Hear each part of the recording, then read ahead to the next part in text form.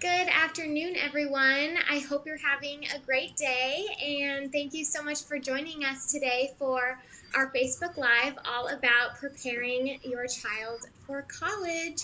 So, whether it's your first child heading off to college or maybe your second or third, we know that it can be an emotional time for parents to send them on this new journey. So, whether your child has already moved in or is about to in the coming weeks, we're going to talk through several different tips related to launching your child to college and helping them make the most of their journey and keep a close relationship with you, the parent, as they embark on it. So, my name is Gabby, and I am joined here with Bridget. So, Bridget, thank you so much for joining us today.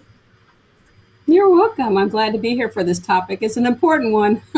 Yeah, definitely, definitely. So, we're going to talk through a series of questions, and for whoever's watching, if you have questions, please feel free to leave them in the comment section of this video, and we can get them answered at the end. And make sure if you're watching this at a later time that you share this video with other parents who have college kids and may find this helpful. Okay, so our first question here is how can parents best prepare emotionally for their child leaving the nest and heading off to college? Well, it's funny you asked this question. My sister is sending her youngest son off to Yeah, college, and it was very emotional for her because her baby is going away. yeah, And so we talked about it, and I said, well, it's important to remember or to remind yourself that we're sending them away for a reason. right. Uh, that the things that they need to learn are no longer in our home, and that they have to go out into the world and learn how to navigate their way through it. And we just have to have the confidence that we've given them safe passage to the world, and that if they've made it to college, that's a good sign and a good first step for them.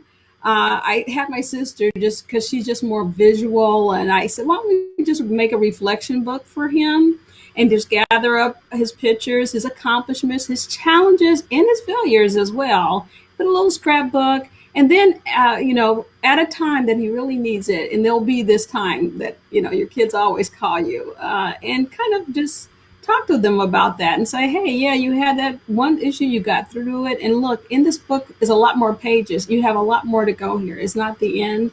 And kind of coming to a point where you, all right, I'm working through this. It's not going to happen overnight. I told my sister, you gotta struggle with this. Sometimes just having a plan, she needed to have that visual thing, so her and her son sitting down and making Mhm. a plan about you know uh, things that she needs to agree on and he needs to agree on. And I asked her, why don't you rekindle some of those activities that you used to put away or places that you wanted to go? Kind of get involved in yourself at this time and think about doing some of that. And she perked up then. She's like, yeah, maybe I will do some of those Right. things that I put away. So that was kind of good. And having someone to talk to.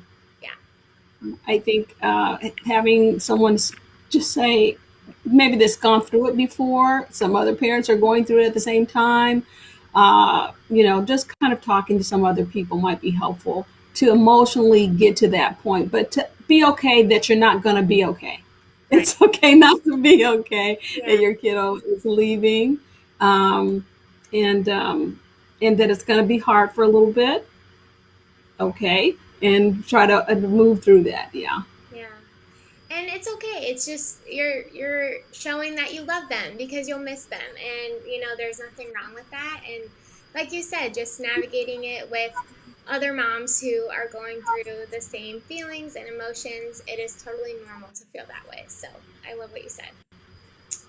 Okay, so when we're preparing our teen to start college, what are some of the healthy habits that we can remind kind of encourage them to kickstart at the beginning. When I was thinking back on it, we could talk about encouraging them to get enough sleep, making healthy choices in the dining hall, and making sure the exercise. And then beyond that too, there is, a lot of parties that are going on and sometimes alcohol consumption. So if your teen is partaking in that, how can parents kind of encourage them to be safe and healthy navigating all of this?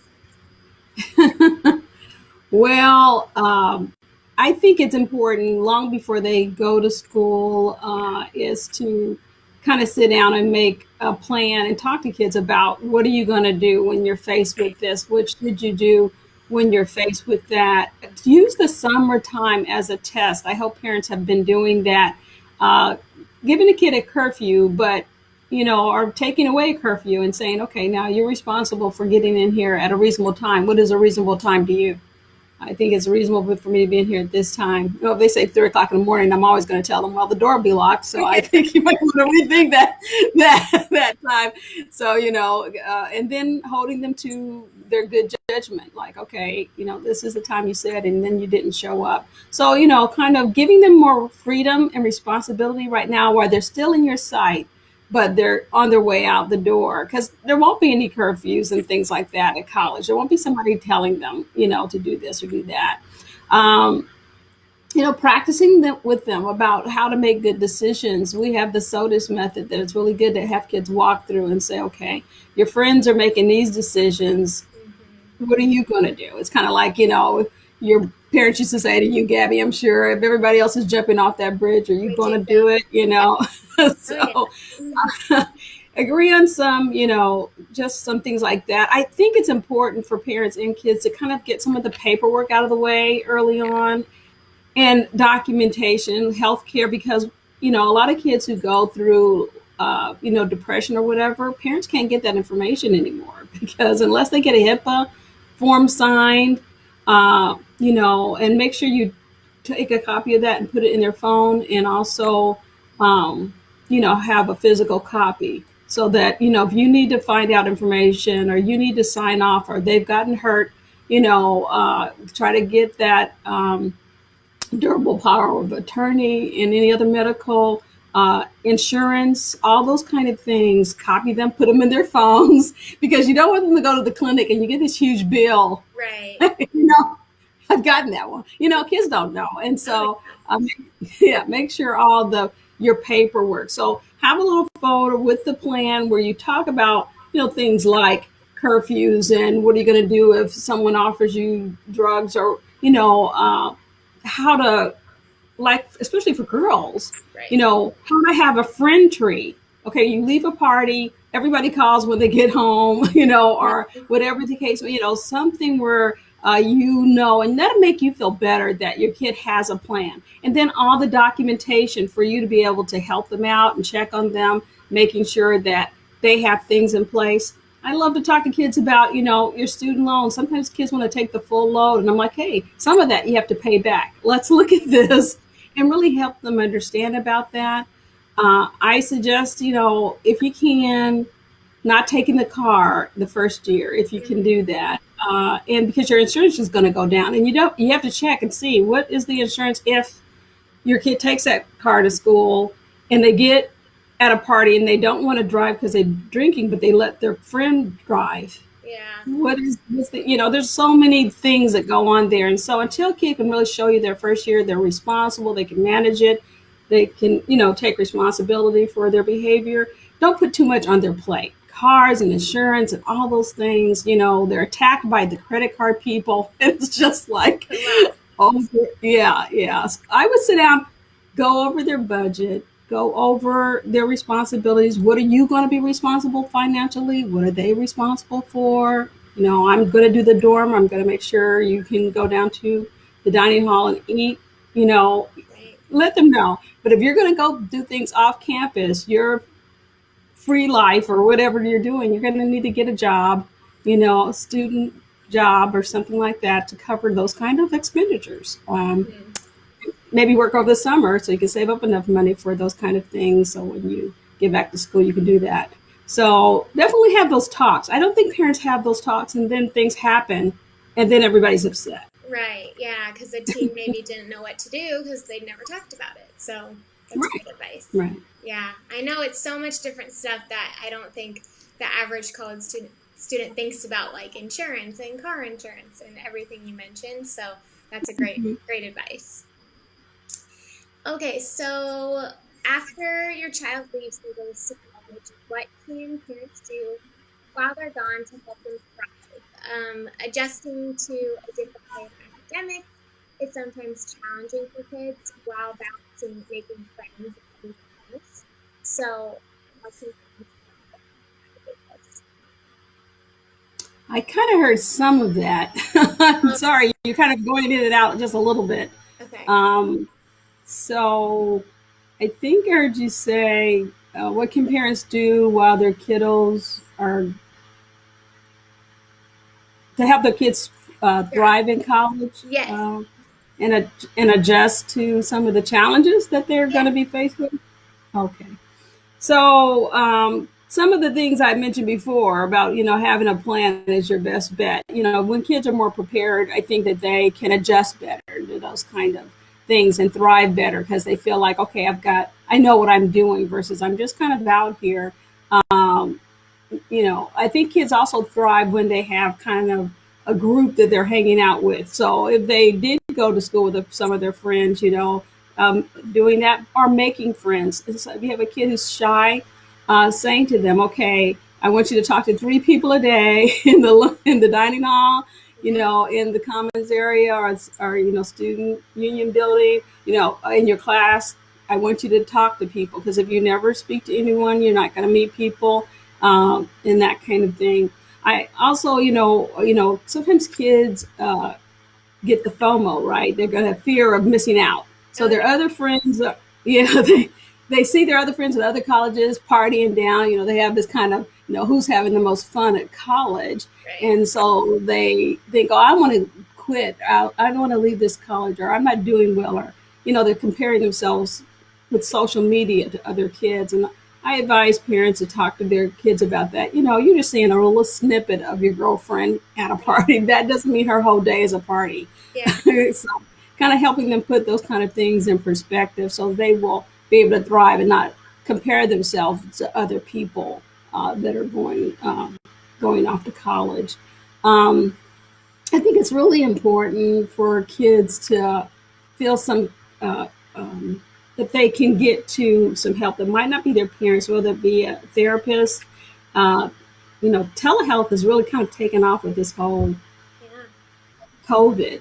And I think young people at college would see somebody on a telehealth versus going into a building. Right. And so if you can find out if your insurance covers that, because mental health is a real thing, and a lot of kids who go away to college are definitely faced with that issue. And so I really strongly think, if you want your kids to thrive, give them those support systems that are at their fingertips. That phone is really right there. Put it all in their phones, and make sure that you kind of have those kind of talks beforehand with them. Mhm. So making friends is a big thing. Not comparing themselves to other people. Not drinking in social media every second of the day, and having the supports that they need for their mental and physical health. Yes. And I know a lot of colleges do offer free counseling services. I remember my school had, I think you could get like the first 4 assignments with free.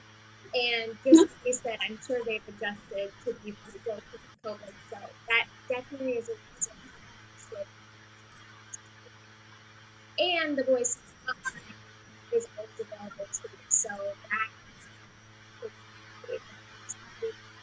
The first year of college is so the voice hotline. Yeah, the voice hound, your voice, your life, or your life, your voice app, I think is the way cool that kids get Yeah. that on their phone to kind of check themselves so they don't wreck themselves with being overwhelmed.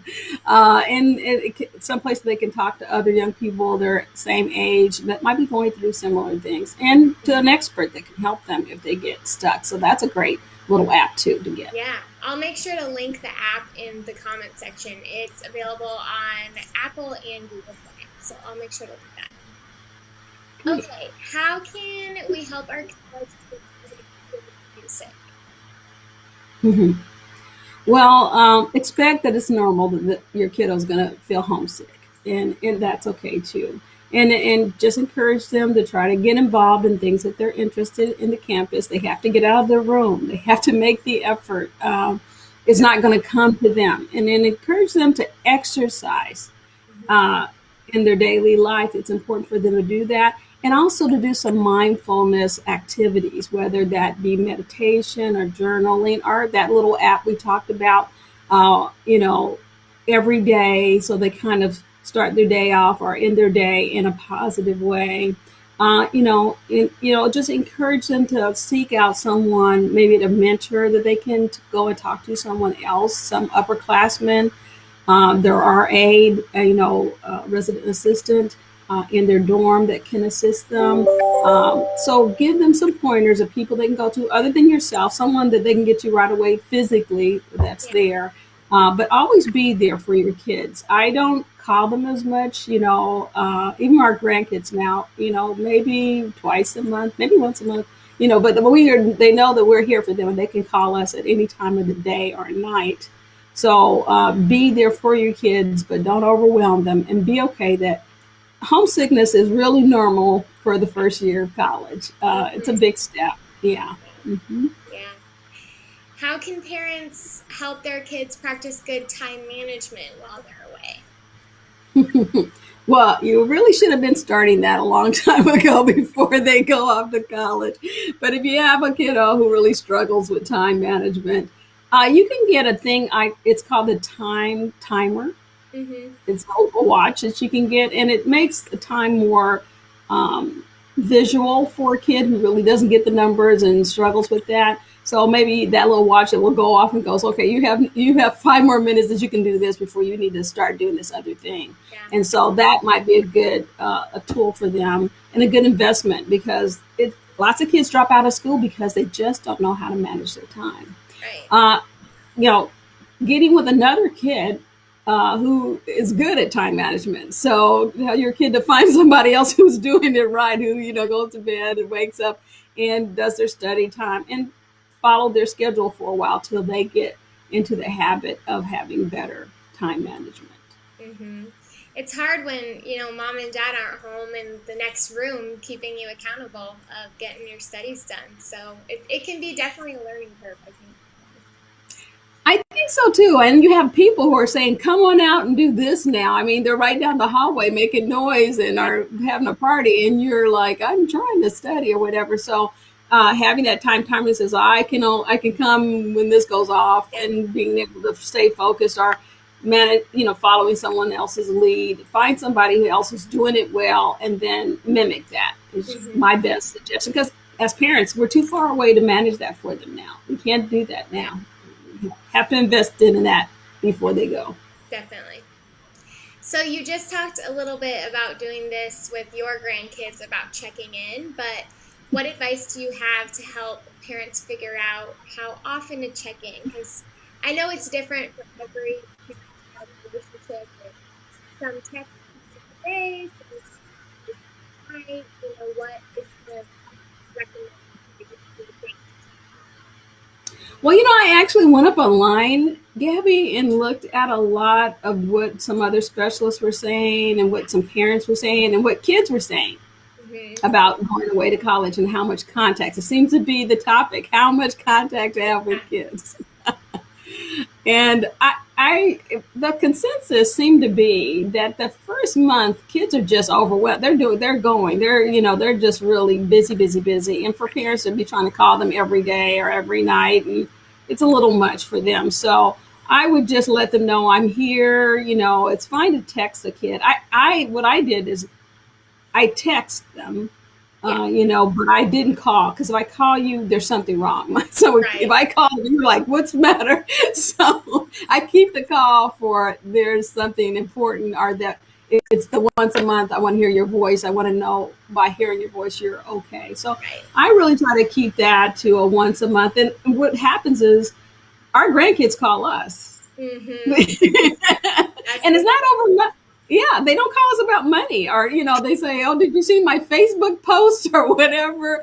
So if you don't be this helicopter parent, or and just hover too much, you'll find that they'll reach out to you a little bit more by stepping back a little bit, but letting them know I'm always Yeah. here. I'm here for you.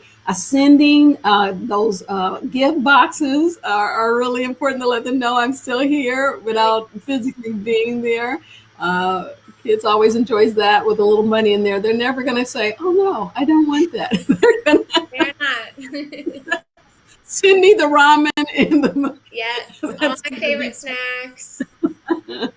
So So funny. yeah, I think there's a way to be there, but through cards, to be there and to let them know that you're there, to text them occasionally and the once a month call, and that'll be more than enough to let them Yeah, know that I'm still available to you, and you can reach out to me at any time.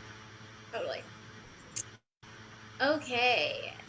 What can parents do if they suspect that their child is starting off college on the wrong foot?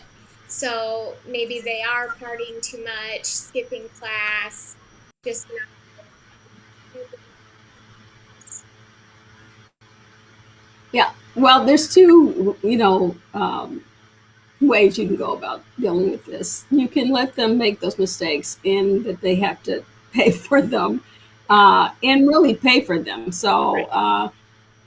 um, you could go down that route. It depends on the kid too. If they don't have any stop, like, this is crazy and I'm, dug a hole for myself now, my GPA is down and I'm, you know, in a problem that I don't want to be in.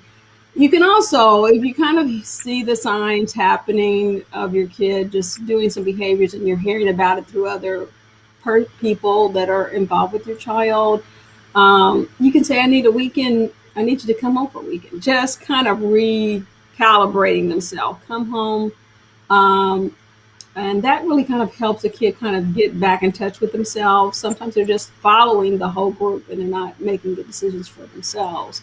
So Hmm. I tend to lean to the latter, where I would, say, come home and recalibrate if they're really kind of spiraling down a road. And I try to catch them as soon as I possibly can versus now we've got this big problem.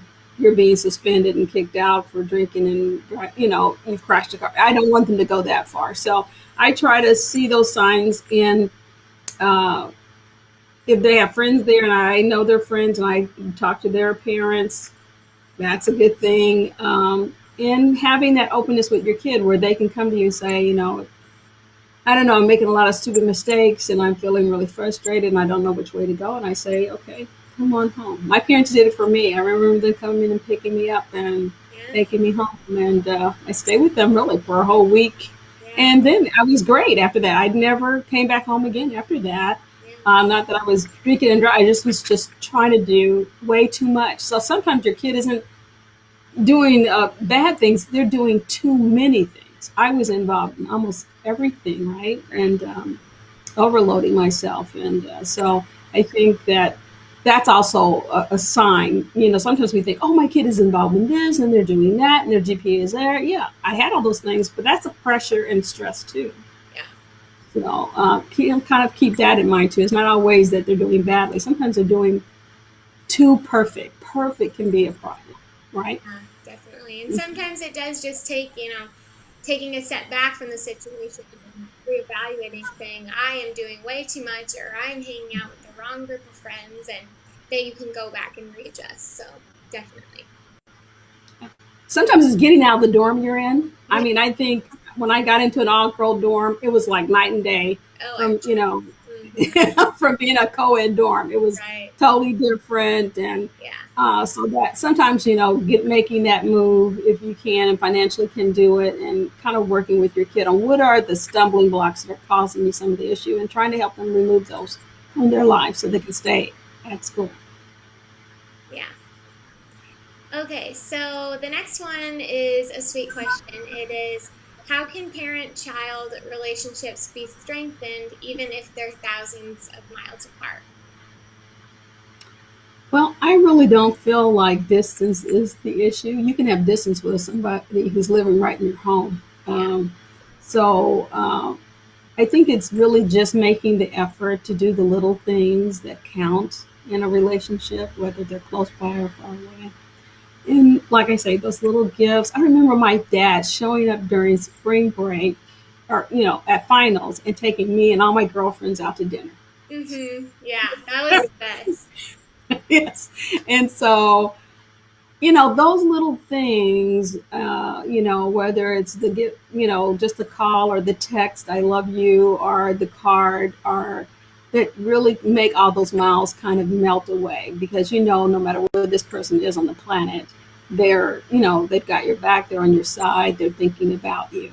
And sometimes that we do more of that when they're far away than when they're right there in the same house with us. So Right. make do some of those things, and I think your kids are going to know that you're there. And really, my sister had that, and my my nephew was only going 50 miles away, Yeah. and and she was still like, so I don't think the distance was it was like, he's not right here for me to know what he's doing every second, and I'm Uh-huh. like, well, so 50 miles or 1,000 miles really doesn't matter. It really matters about keeping that communication there, trusting that you've given your kid the skills to be able to navigate the world around them, and also letting them know that you are there to support them, to encourage them, and to help them make good decisions for their life. I never tell my kids, you need to major in this. I want you to be a doctor. That's not my decision. That's their decision.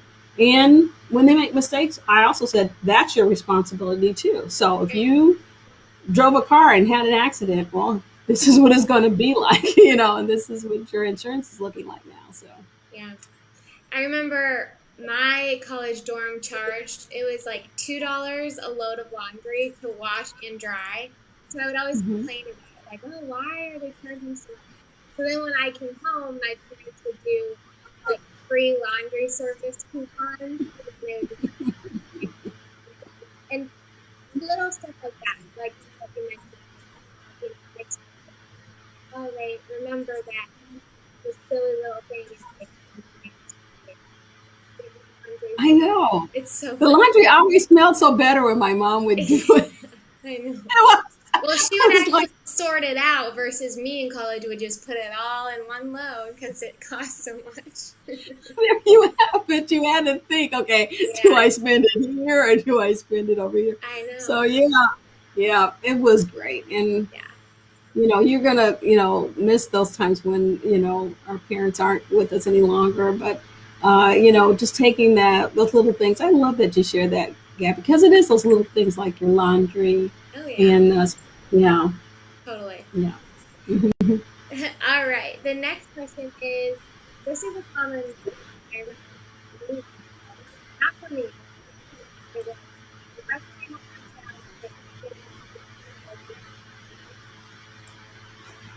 my child get Getting along with college roommate. yeah.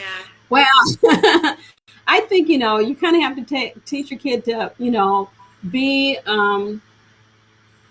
be a self advocate. Advocate for yourself. You have rights. Your roommate just can't have a party in your room, or run in and out, or take your stuff, or without asking. So advocate for yourself, but also be sensitive to that other person. Try Mhm. to consider them. You're living in a room with them. So and try to take their perspective. Some people have come from a totally different world. My college roommate, she was from China, Mhm. so she had a different perspective than I had. And so I think that, just kind of talking to that person, talking through some things, being willing to listen to them, take their perspective, but advocate for yourself as well. So you don't just let them run over you if, if that's what they're doing. But yeah, college roommates are difficult, and I was very happy when I became an RA and I didn't have to have a roommate Yes. any longer. Yeah, But safe too. Oh yeah, I know. It's yeah, such a common thing. I mean, people when I was in college, they would fight over who's buying the toilet paper this week. And it was just all every little thing that you could fight about. I mean, some roommates find it. So, like you said, advocating for yourself and really choosing your battles, I think is also a good wisdom is, don't stress about it because it's such a short, special time of life and you don't know about arguing with the roommate. Exactly. It's not, it's, step away, step Yeah. back, and be okay with being generous from Yeah. time to time. Maybe you are buying all the toilet paper and she isn't, Yeah. uh, but that's okay. I think that, you can count that up to I am doing my Christian service for this. There you go. I'm a good roommate because I put it on the shopping list. Okay, we've got two more questions. So, for anyone watching, if you have a question for Bridget, go ahead and comment it now and then we can get it answered. Okay, so then the second to last one is how can we help siblings who are sad that their brother or sister is moving out and moving away? Yeah, that's a big thing for little people being left behind, especially if they're very attached to their older sibling. And if you can set up a family FaceTime chat where the younger child can see their sibling, that might be very helpful for them, and they'll get a kick out of it too. To say, "Look at my little brother; he's so Yeah, cute," and all the girls or guys will think so as well. Um, a little scrapbook that your little person can make also of their big brother or sister that they can share might be helpful for them. So keep them busy, keep the little hands busy. yeah, That might be good. I thought maybe also don't change your kid's room. Sometimes people are like, we're going to make this room into the sewing room or we're going to exercise room or whatever it is. Initially, leave that room exactly like it is for two reasons. One, that younger sibling can go in there and kind of, with your supervision and, feel like they're close to their older brother or sister and do their FaceTime visit from there as well or show their scrapbook to their big brother or sister on FaceTime. And also, the older sibling, when they come back from college, they kind of like that their room is still there. They're not on the sofa or where am I wherever. sleeping? So, So I would leave that kind of, a place where that little person also could be and know that their brother or sister is going to come back and this is the room. Their stuff is still there. It's all good. Nobody's yeah, gone forever. Yeah. So right, that might be helpful. totally. Okay, and the last question, Bridget, is do you have any last tips for parenting?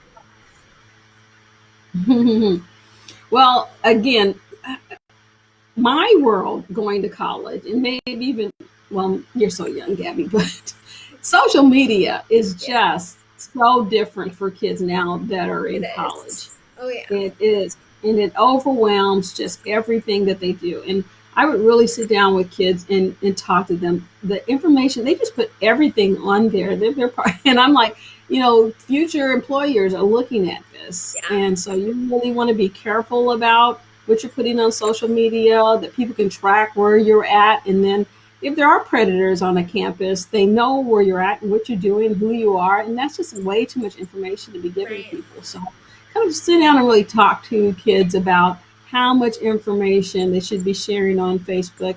Who do they allow? They're just their friends, or are they just letting everybody know because they want to impress whoever?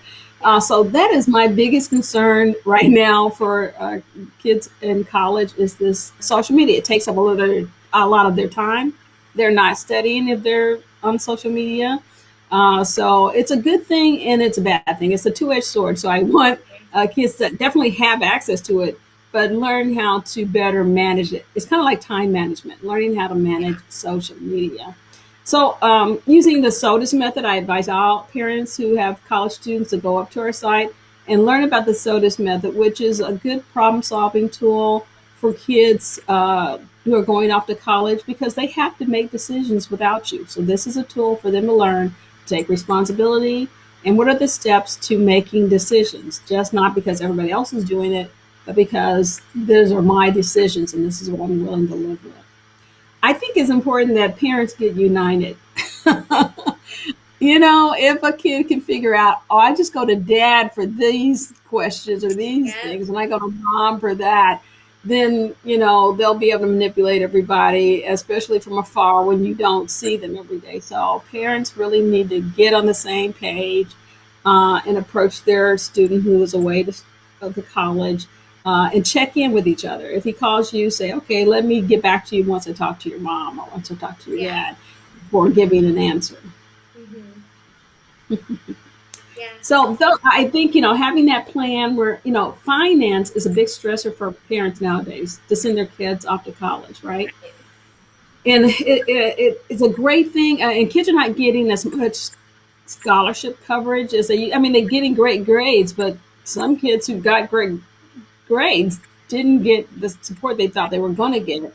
Um, so really kind of sitting down as a parent and thinking about your budget, how how are you going to manage this, can take some of the stress off of parents because it is a big stressor to send your kid off to college. Financially, it's like, oh, I think the average, and this is not an Ivy League school, about $21,000 a year Mm, to an average school.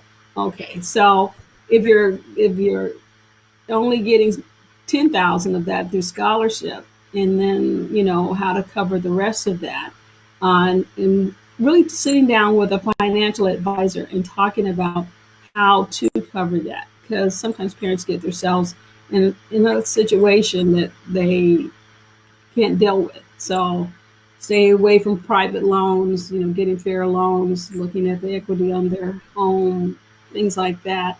And you get tax credit, so $2,500 annually for 4 years. You get some of that, and there's a couple of other things that parents should look into in regards to support for kids away for college.